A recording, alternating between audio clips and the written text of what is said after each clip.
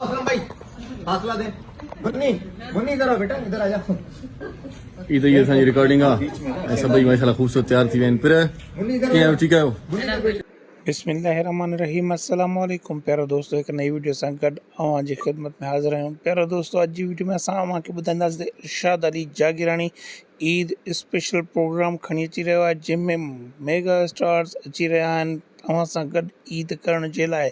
जी हा दोस्तों ईद जे ॾींहुं ही शो रिलीज़ थींदो जंहिंमें वॾा वॾा अदाकार तव्हां सां गॾु ऑन एयर मौजूदु हूंदा।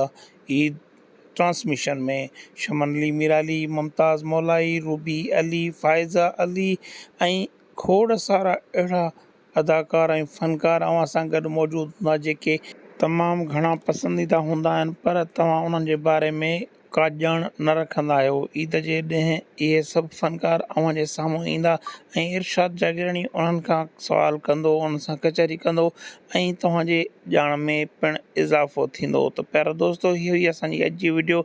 अगरि वीडियो पसंदि आई हुजे त दोस्तनि सां शेयर कयो, कमेंट करे पंहिंजी राय खां आगाह कजो, दुआउनि में यादि कजो। अॻियूं वीडियो में वरी मिलंदासीं। अल्लाह हाफ़िज़।